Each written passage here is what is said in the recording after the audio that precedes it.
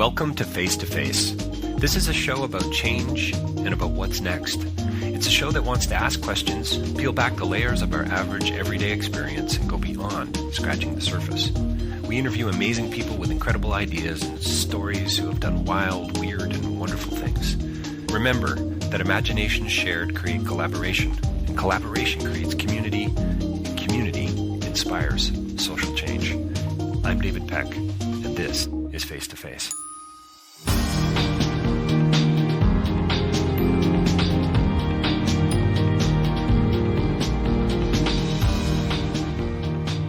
So my next interview is with Laura MacNiven. She is the co-founder and director of clinic services at Springboard Clinic. You can check them out at springboardclinic.com. Make sure that you do.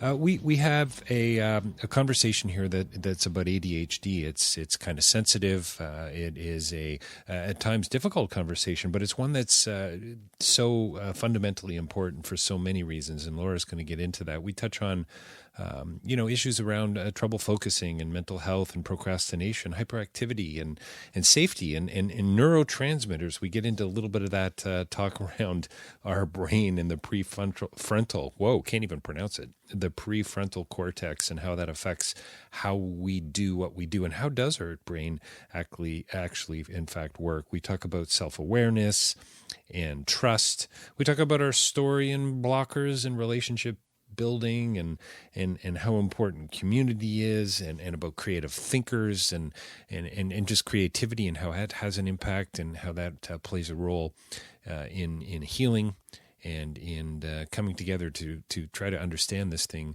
called ADHD in a more meaningful and substantive way. Laura and I have, I think, a pretty fun and interesting conversation about something that's clearly very important and something that you're going to want to hear more about. Don't forget to check them out, springboardclinic.com. And don't forget, face2facelive.ca for a whole host of other interviews. We're coming up, or maybe we're just beyond now, TIFF 2019. So many interviews to choose from, starting to focus more and more on documentary film. If you'd like to learn more about the work that I do, you can do that at davidpecklive.com.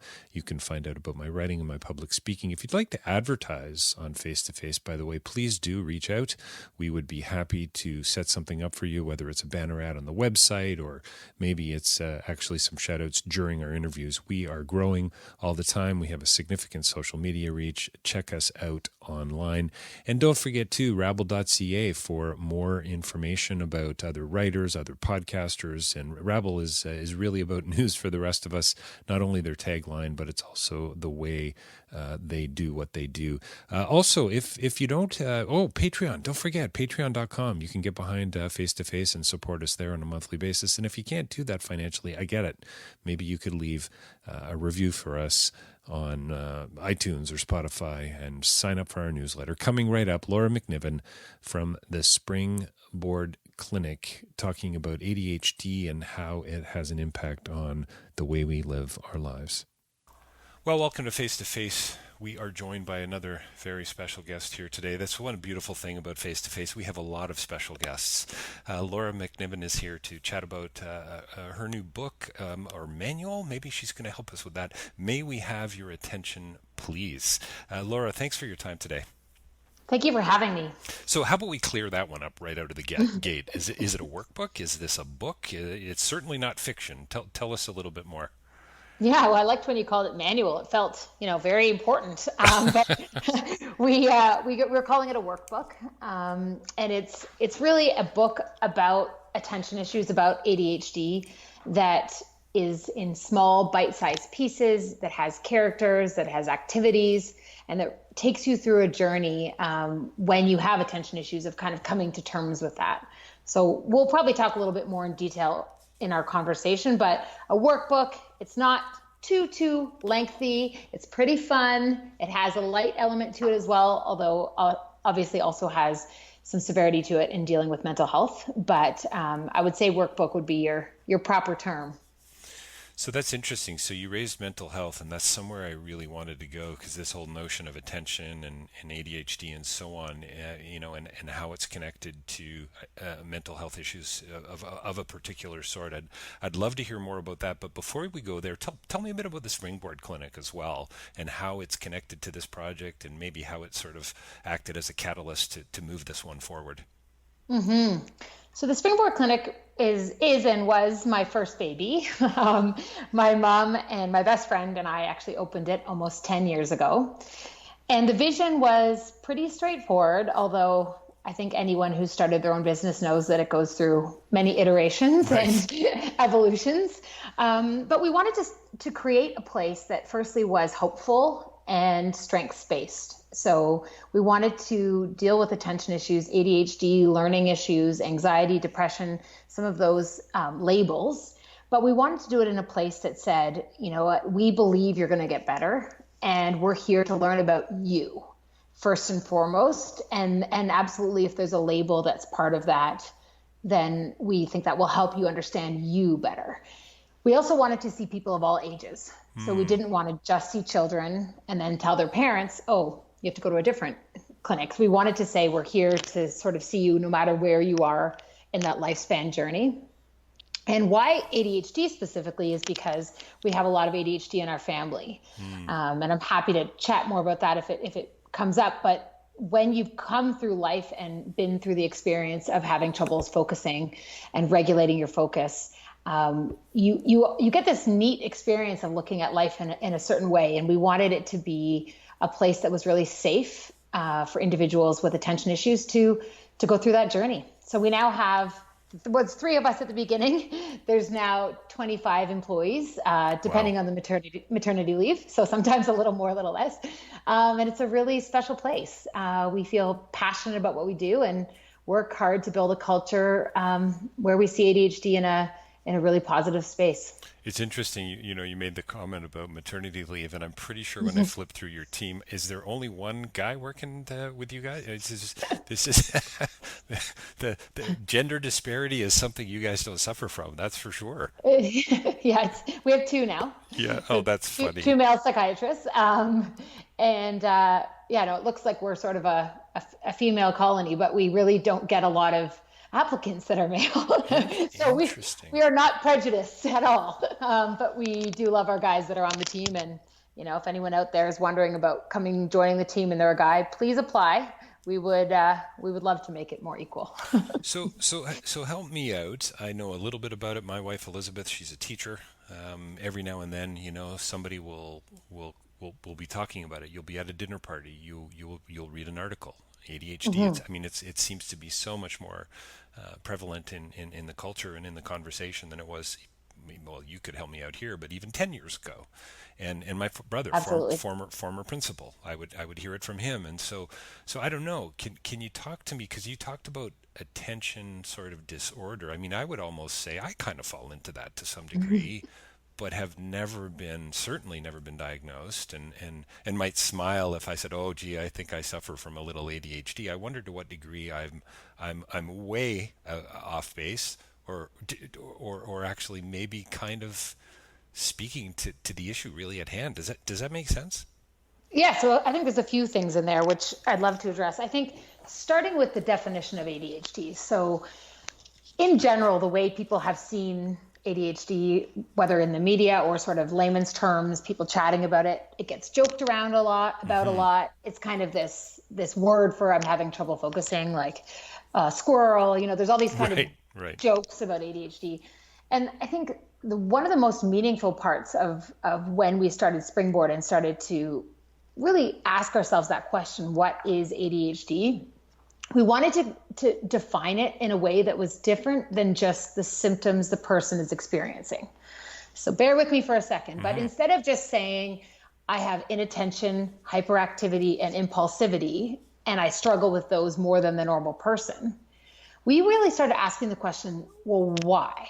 And that became really interesting personally for me, because I had always had troubles getting things done on time, which we can explore more after. But when you're told by a physician or by an expert that you have this many symptoms of ADHD, you really hear all the things you can't do. So it's like, now I can't focus, I can't pay attention, I can't control my impulses. And I'm not really sure what you're supposed to do with that. So you get those kind of words like you're lazy, you procrastinate, you never get things done, if you applied yourself, you'd be better. And you get all this kind of negative dialogue. And when we dug in a little bit deeper, and when you start to look at, well, how do we treat ADHD? What's the difference of a brain that has ADHD or does not? You get to a place where you can get a really amazing new perspective. Because when somebody has ADHD, yes, they struggle with those things in different amounts depending on the person. But more importantly, what's happening in the brain is that they're getting an imbalance of neurotransmitters to the prefrontal cortex. So the prefrontal cortex is at the front of your brain. It's in charge of starting tasks, staying on tasks, blocking out distractions, regulating emotions, and finishing tasks to completion. So if somebody is having a difficult time regulating all of those pieces of your executive functioning, in our day-to-day society, you're going to have a tough time. But people with ADHD, it's not that part of the brain doesn't work. It's that it gets a burst of neurotransmitters and then a lull. So people with ADHD have trouble regulating these symptoms and focus, rather than they just, are just a lost cause. Right. So we started to dig into this kind of definition of saying it's so much more empowering to learn about ADHD through the context of my brain being different, and we can do different things to treat it. And then you start to ask the question that you kind of came to, which was, doesn't everybody have that? Or at least I think I might have that. And it really is on a spectrum. Right. So you'd have sort of, everybody's looking for pretty quick fixes in terms of information nowadays. We're on our phones, we're grabbing, our headlines are getting shorter, our news stories are getting faster. Everything is kind of coming at you. But so you could say that everybody's attention span is probably getting a little shorter. But then those with ADHD, they're struggling with this imbalance that's actually impacting their life in a way that's impairing. So they're really not reaching their potential at home life or at school or in different contexts. So how might it actually play out in my life or in my son's life if I'm diagnosed with ADHD, knowing that it is on a spectrum? I mean, is this something as simple as not attending to a project that's due on Friday, or an email that needs responding to before noon on Tuesday? Can it be something as sort of simple as that? I mean, that could still be very complicated and could mean the difference between keeping your job, I suppose, and losing it, or getting a passing grade and a failing grade. Those are serious things. But I'm just wondering at what level, how deep this can go. Mm-hmm. So, I mean, it can be as severe and debilitating as, you're not able to function in class, you get kicked out of every school, you can't get any of your work done, you're unable to hold back your impulses. It's not safe to walk down the street with you as a child because you're, impulsive running down the street. Like, it can be extremely on the severe side of dangerous. And there have been some really dramatic stats that have come out actually quite recently around if it's untreated, if ADHD goes untreated in adulthood, higher risk of substance use, higher risk of divorce, higher risk of motor vehicle accidents. So on the extreme side, and that's not necessarily my favorite part of the topic, but on the extreme side of things, it can be really dangerous, and it can be severe, and it can be, trouble keeping a job and on disability and really, really difficult challenges. And part of that is the secondary symptoms that come from the challenges that you're dealing with. So you struggle with impulse control, and then you feel badly about it, and then you feel shameful, and your self-esteem's low, and then it kind of cycles on itself. So on the extreme side, I mean, it can be very, very severe, all the way to sort of mild that, I struggle a little bit with getting my work done. I could probably benefit from maybe some coaching or learning a little bit more about what I'm passionate about, or getting some better skills in time management. So, I mean, one way that would be interesting to sort of explain it is to think about depression. Right. So depression 20 years ago, people did not understand. There was, or maybe it's not 20 years, but some time ago, it used to be that people didn't believe in depression. Like, physical health issues were the sort of more talked about issue. If you didn't get out of bed because of depression, it was really like looked down upon and misunderstood. Sure, you were lazy, or come on, stiff upper lip, like, get Exactly. your act together, all that stuff. Now depression's well understood. I mean, we still have a long way to go in mental health and stigma, but much more people understand. Well, ADHD, I think, is kind of on the same like journey of, it's kind of been joked about. Oh, it's only kids. Oh, it's sort of, everybody has that, to learning to saying, no, when you have an actual diagnosis of ADHD, it's impacting your life in multiple contexts. But I like to think about it on a spectrum, because I think it's really helpful to say, hey, I struggle with some of that. And when we created this book, we certainly wrote it for adults with attention issues and ADHD, but we hope that it will be relevant for people in general to grab parts of it, because I think learning about how your brain works and what things get you motivated or focused or keep you on track, I think a lot of it, we hope, will be relevant to sort of a general audience as well. Yeah, and this book is really, I want to ask you about there's lots of exercises in the book, and some of them I understand and some of them I don't, but I love the way you've put the book together, by the way. It actually looks fun.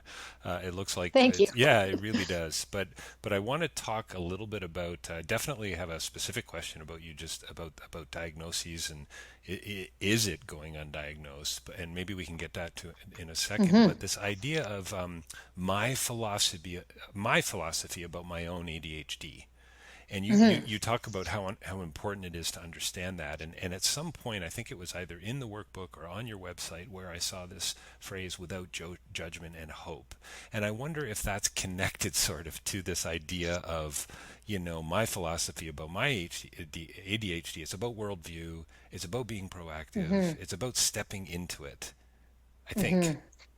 Absolutely. I mean, I think I was speaking with Anne. So I have a co-author who wrote this with me, her name is Anne Bailey, and she's a clinical psychologist. And it's interesting. So I come from I'm going to digress, but I'm going to come back to it. Yeah, no, good. I come from the sort of experience of having attention issues myself. So I grew up with the sort of dialogue of, report cards saying if she applied herself, she would do better. I was an enthusiastic, like energetic, pleasing kid, but I kept getting sort of this feedback, like if she tried harder, she would do better. And Right. I never really understood it. And so, my parents were both physicians. So I grew up in a family where academics were a high priority. And yet there was always this kind of piece that I was like, I don't know why I procrastinate, why I can't get things done.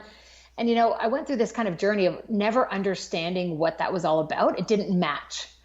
And I think that's a lot of people that describe having, attention, whether it's ADHD or attention issues or some level of issue in this area, is that there's just sort of this missing piece you can't quite put your finger on. And so when you don't know why you're struggling, it's very hard to fix, right? Mm-hmm. So am I lazy? Why? What? I don't know why. And you just put so much blame on yourself. Well, it could be, and I think, Laura, it would become so sort of self-perpetuating, right? I mean, the spiral downwards would come quickly, it seems to me. Absolutely. And so to get, when you get to a place where you can say, oh, I have attention issues, this is how my brain works. These are the workarounds I need to do. This is what I struggle with. This is like, what I can be vulnerable about. When you get to a place where you can deeply look at the way your brain works. And again, I think this can apply beyond ADHD, but just in general, thinking, how does my brain work? When does it shut down? When does it wake up? And when you have ADHD, it kind of happens like more dramatically than the normal brain. So it wasn't until my 20s and 30s where I started to say, oh, I have attention issues. This is why I was sprinting my essays to the last minute before it was due. And I'm not talking doing that once. I'm talking doing that every time. That this is why I'm so defensive and hard on myself when these kinds of situations happen. And so by becoming deeply self-aware, and I guess to come back to your question around the philosophy of ADHD, knowing how your brain works, knowing what your attention issues look like, what fires you up, what what makes it really hard for you to do anything, and you feel like your brain is like seizing in the moment. Learning all of that stuff, and then being willing to apologize when you make mistakes, ask for help when you need it, laugh when it's funny, come to terms and make this sort of philosophical viewpoint around the way your brain works.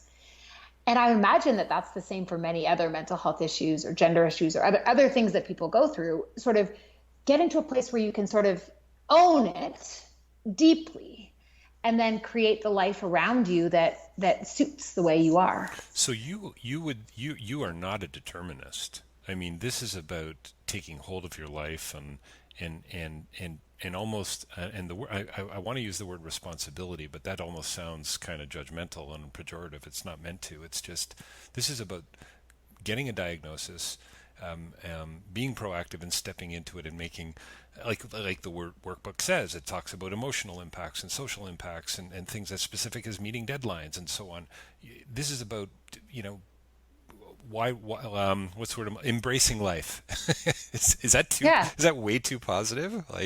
No, I mean, I think sometimes we at the clinic tend to be almost over positive. Right. We know what it is. We're like, you have ADHD. People are like, oh no. You're like, no, it's okay. We know what to do. So I mean, I think that the biggest concern when you have a challenge like this is not coming to terms with it. So whether that means getting a diagnosis, whether that means medication or not, or coaching or therapy, or all of those things. But I think, I think it's important to note that some people have much more severe symptoms, but then also have had more challenges in their sort of upbringing or other factors that have made it even worse for them.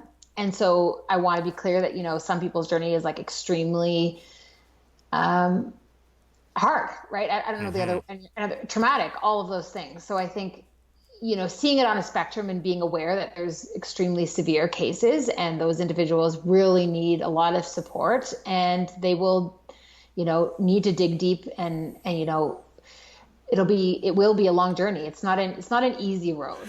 Right. Yeah. And not for a second am I suggesting that, or I think the workbook does that. But what I love about it is that this is about kind of taking ownership and taking the lead, as you say in the workbook. Yes, I do truly believe that.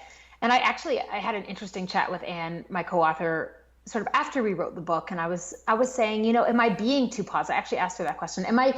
Because she doesn't have ADHD at all, and she's a psychologist, so it's a perfect person for me to ask, coming from the attention issues myself. I said, am I being too positive sometimes? Do you really think self-awareness can set people with ADHD free? And she really felt the same way as I do. And we've worked with, hundreds of people, and at the clinic, thousands. And we see that the people that are willing to be honest, to be vulnerable, to dig deep around how their brain works, to avoid making excuses, to just really be willing to stare down who they are, and where ADHD has changed them and where they can shift now that they have this new lens on life. You would not believe how incredible some of these stories are. People that have gone through life and had no idea why all these things were happening to them, and then realizing, oh, like my brain works differently and I'm struggling with these things. And when they're willing to face that and dig into all of that and come out the other side, it is the most amazing opportunity to get to be part of. Yeah, I'd love to hear about how important you think the community is around folks who have certainly just maybe received a professional or official diagnosis and who are actually, trying to work through some of these issues. Because as you say, the journey is probably going to be quite long and quite challenging. Mm-hmm. Yeah, the community is so crucial. And one of the sections in the book is really about the individual figuring out who is their community and who they want to trust with their story. And because the community is essential. So I think if we take the individual saying that they're willing to take ownership and be honest and dig deep, that's a huge part of the journey. But then starting to realize what is my having had like undiagnosed ADHD to this age, what has been the impact on those around me that love me? What have, how has this impacted their lives? An example is let's say that I'm working with, a couple who has, and the husband has ADHD, let's say, and he's late for his wife. Well, before kind of coming to terms with ADHD, his story would probably sound something like the traffic was bad and, I got this happened and sort of this whole journey around why he's late for the wife. And the wife sort of is waiting to hear sorry. And this happens all the time, kind of a feeling. And so she feels like there's no apology. He ends up sort of getting lost in his own journey and they sort of disconnect over time. Mm-hmm. So when you come to terms with a diagnosis of ADHD and being able to say, sorry, I'm late, that is a huge part of sort of building relationships and coming to terms with how to move forward. So those kinds of examples over many years mean that your community can be kind of exhausted or frustrated or tired, and sort of figuring out how to build a new community, a new space where there's less stigma so that they can become themselves. What's a blocker? I mean, it's so interesting. I mean, as I ask you that question, I smile because I think so much of what I've seen in the workbook, and by the way, congratulations! And it's available on Amazon, is it not? A quick shout out, right? Amazon.ca. It is. Thank you. And it's a lot of work to figure out how to get it on Amazon. So thank you. I look at it and it looks not, and I don't want to use this again as a throwaway term, but it really has this sort of motivational self-help kind of component built into it. I mean, there's some very good lessons here for everybody, it seems to me. Well, thank you. It was interesting because I sent it to one of my best friends early on who does not have ADHD at all. And one of the first things she said is, "Oh, I love it. And I want to do all the exercises." That's and right. I thought, what? I'm like, that's awesome, but I didn't exactly know that. So I think that one of the things that happens, you mentioned that you talk about ADHD at cocktail parties. As soon as I tell anyone what I do for a living, the topic becomes the brain and attention issues and ADHD for the rest of the evening. Right, I'm sure. Because I think people all resonate with, some of these challenges and some of these frustrations. So yeah, I hope that it is relevant for people beyond those that have ADHD, but also that it's relevant to those who know people with ADHD. So, speaking about community, I think if there's a more understanding about ADHD and about how this impacts people, we can avoid so much of the hurt, the shame, and, the challenges that these people experience. And maybe now's the time. I'd love to go back to that idea of blocker too, because I think it's so interesting as a metaphor for all of us, frankly, because I think we all suffer from that on a certain level. But that comment you made about shame, it just kind of went fairly deep. I mean, the guilt and the shame that I think so many of us carry around with us because of our upbringings or because of situations that we've gone through, or unresolved broken relationships, dysfunction, etc., mental health issues. I think it's pretty profound.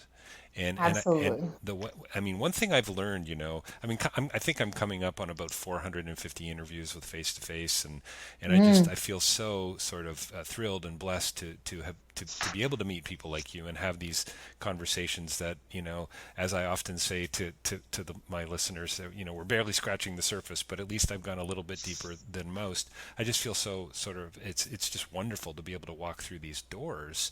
But I think it's about empathy.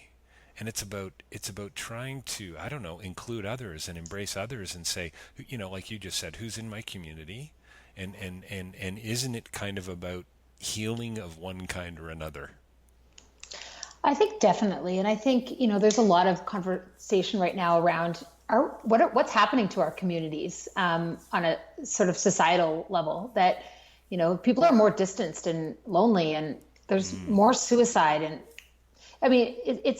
You can see a pretty depressing side of it, right? That people are feeling distant. And so thinking about issues like shame and seeing opportunities for empathy. One of the things on a sort of a fun side of things is people with ADHD tend to think outside of the box. And when sort of with the proper scaffolding and structure and self-work, often do incredible things. I mean, there are a lot of people with ADHD doing amazing things. The CEO of Shopify came out and shared that his story was ADHD, and I don't know the exact story of his situation, but made it seem that he has ADHD on Twitter recently. And, that's somebody who's changed the world. And, there's all these amazing stories of people doing amazing things with ADHD. So I think, when we're able to help people harness their best selves, our community gets better.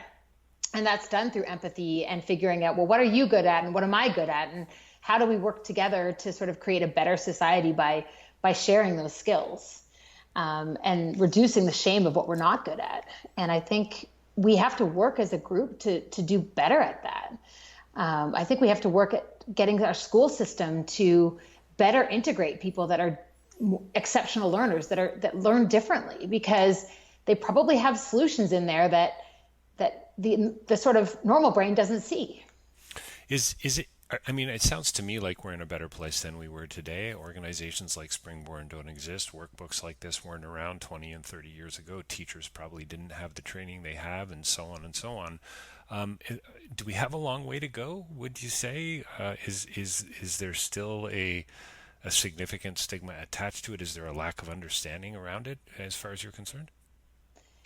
I mean, I would say yes. I think we have come a long way. I think there's pockets now and there's resources where you can go.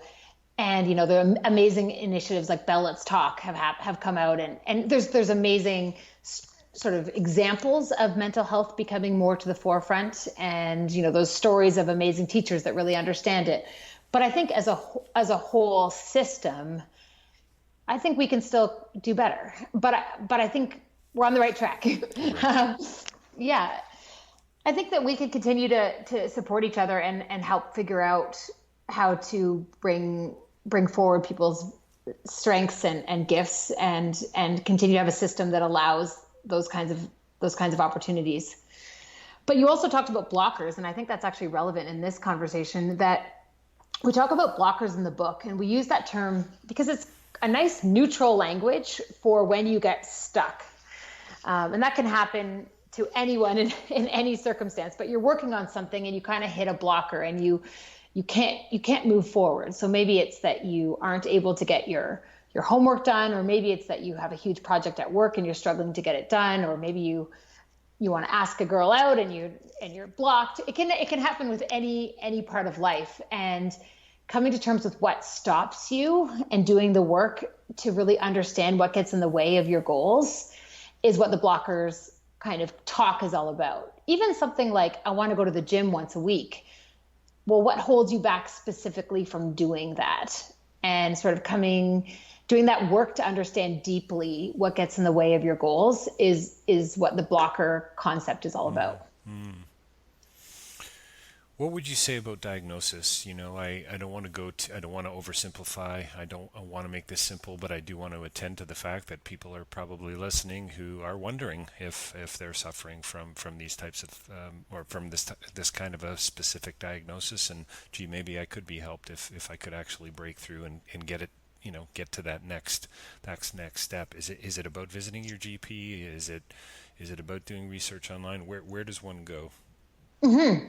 So there are some great sort of starting websites that you can kind of get some information. Obviously, our own website we think is great, springboardclinic.com. Sure. But there's some other really fun websites that one of my favorites is called totallyadd.com. And so it's with Rick Green, who's an awesome comedian, and he's hilarious, and he has ADHD and has done an amazing job building a website that has a community, and it's totallyadd.com, and I highly recommend it. It'll help you sort of see if you identify with the stories of those that he shares. There's also an excellent website that documentary that David Suzuki did last year called ADHD Not Just for Kids. And it's online as well. It's on the CBC website, and it's just an amazing documentary that kind of tells you what ADHD is and isn't and how it looks. I think there are a lot of adults that, might have gone through the school system in a particular way and have kind of always known they had attention issues, but also don't really know what you can do about it as an adult. And so that's another part that's been illuminating for us is we open the clinic to see all ages, but we see like over 65%, maybe 70% adults rather than children.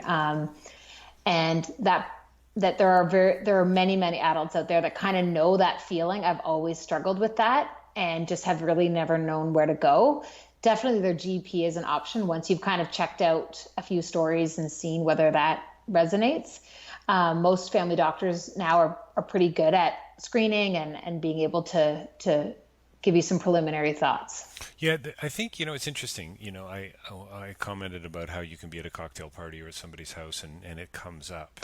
And ADHD almost has become a part of the culture to a degree to which I wonder if we're actually not doing it any favors. So let me tease this out a little bit. I'm sort of thinking this through as I ask you this question, as I make this comment. But, somebody makes a comment about having trouble meeting a deadline, et cetera. Oh, you know what? That happens to me too from time. I mean, maybe you got a little ADHD, right? It's almost trite. It's almost like, it's almost a joke. It's as if you're, attending to the fact that, oh, gee, maybe that was a tiny bit uncomfortable there. So I'm going to throw out the ADHD card and then we can maybe move on. But the truth of the matter is maybe they do. And maybe they do need to look into that a little bit more. Anyway, I'm not sure where I'm going with that, but I think there's something to that notion. Yeah, I think there's a couple of really important parts in that. I think one is that we should stop joking about it. Right. It's not funny when you've met with people that have, when I've seen hundreds of individuals with ADHD, it's not funny and it's real. It's the most studied psychiatric childhood disorder in the world. We understand it really well. We know what's happening in the brain.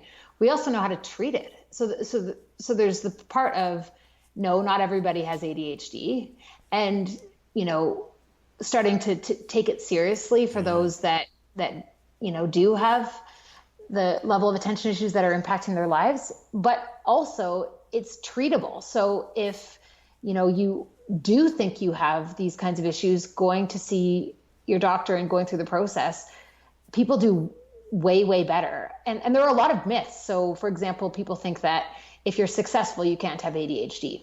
Right. And when you end up speaking with somebody who's successful, but they have ADHD, they'll tell you about some of the things that are not going so well.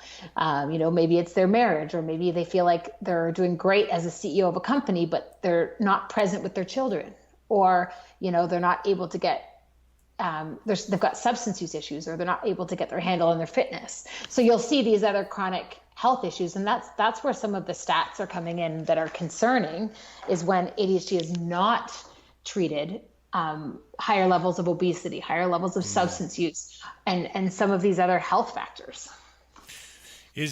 Laura, sadly, we're going to have to wrap it up shortly. I can't believe it, but it's true. And once again, sort of barely scratching the surface here, which is why you've got to get out and get the workbook, and you can order it on Amazon, and we'll provide a link for people to do that as well. But would you say that is ADHD sort of the starting diagnosis, or is it the symptom of a greater problem, or is it the issue that leads to these other things? So it's not all these other things. It's really, and this is why it's so fundamentally important to get that proper diagnosis. Yeah, sometimes one of the ways that I say that is that the good news is that we know why so many things are being challenged for you. It's one thing. The bad news is that thing is a big thing to treat. So it's kind of where ADHD can sort of put its tentacles out to bother a lot of your different parts of your life. But when you get ADHD well treated, pretty much all of your life gets better.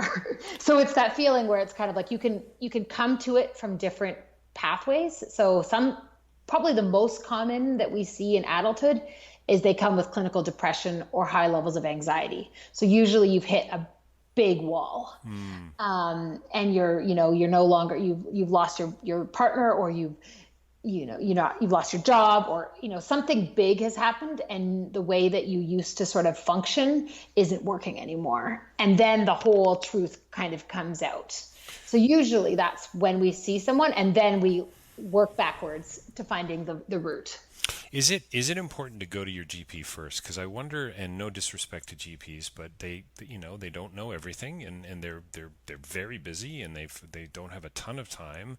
I just wonder about misdiagnosis. Is it possible that this could get left or pushed to the wayside? Like my father, I don't know if he had this or not. I don't think he did, but my dad would have been of the. He passed away about 5 years ago, but he would have been. You know what? I'll live with it. Like that would have been his approach. Very stiff British upper lip kind of. What David? What are you talking about? ADHD? I've never heard of it. You know what I mean? But if a doctor actually said, Harold, boom, A, B, C, D, then he might have listened. So with that proper diagnosis, that becomes the catalyst for change, or the stepping stone to making the next, the next important decision. Yeah, I mean, I think one of the tricky parts about ADHD is that you have to see it, or your partner or your parent, like someone very close, has to identify Got it. First, because there's no blood test, right? You can't say like, oh, I did your blood test screening and turns out you have ADHD. We should check out what's going on. I mean, we might get there with brain scans, but that's another whole can of worms. Right. But I think that there has to be some level of either self-awareness or someone close to you that you're willing to listen to awareness to start it out. But then I think it's hard to sort of speak for all GPs. I think there are many GPs that really understand ADHD and are passionate about what they can do to help with it. It's certainly growing in terms of awareness in the medical field. But I think if you were to bring it up to your GP and you don't get the response that feels reflective and aware enough, then a second opinion would probably be something to consider. Yeah, that's probably not a bad place to go. Second opinion, yeah, for sure. Sometimes I think though I know I do. You sort of acquiesce, right? Well, the doctor knows best, right? But in some cases, if it's a chronic thing, it's definitely worth reaching out to others. And this again is where the community around you becomes so important, it seems to me. So somebody says, and we're going to wrap it up here in just a minute or two, tell me what the 112-page workbook really is going to do for me. That's a lot of material there, Laura. What am I taking from, like, do you have that elevator speech? I do. I mean, one of the, not to digress too much, but we are building an online course that will roll out in the fall. Nice. That's going to be to help people get through the book. So I think the best part about the book, in my view, as a completely unbiased writer, that's right, is that it kind of has everything in there. Yes.